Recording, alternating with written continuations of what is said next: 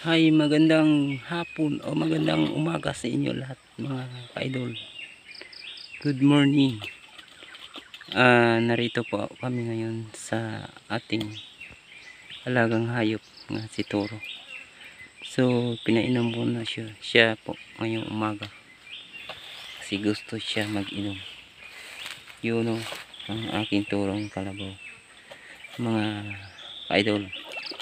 So, kailangan talaga alagaan yung kalabaw kasi yun ang katuwang ng ating buhay sa pagsasaka mga ka-idol. Tulad dito mga ka-idol, so minom siya, minom mga ka-idol, inom mga kalabaw.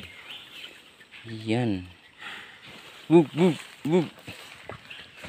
Ka-idol, tingnan natin dito ang aming sakahan.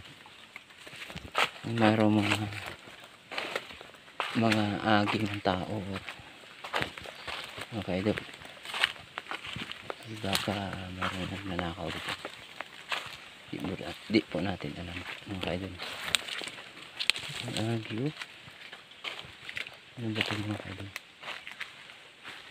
Ano ng mga tao dito, siguro may nangyari itong nakawan ka-idol.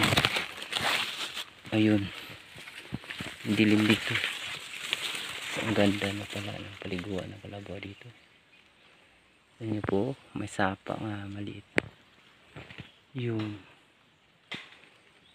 ka-idol, may tao dyan.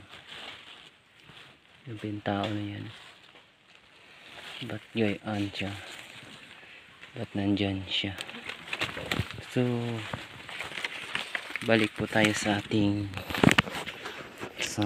kalabaw team.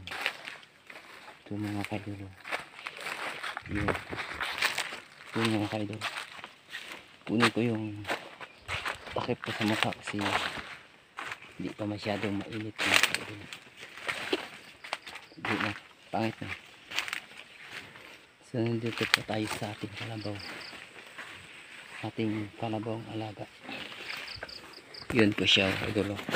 Yan, si Turo.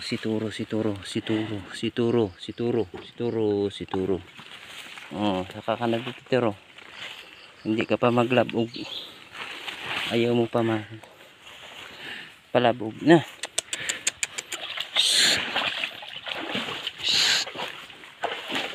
How ho,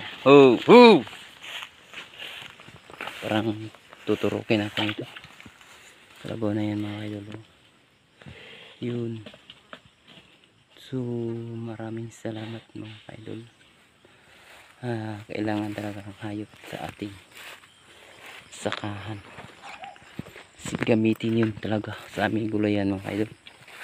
Sila nagbuhat ng aming produkto papuntang kalsada, puntang daanan ng sasakyan. Ubas talaga idol, wala na tubig. Yan, Toro, pinainom ko lang siya tapos natugway, nalagay na sa damuhan nga Toro. Yan, bye bye. Yun. So bubat talaga dito, maraming kawayan.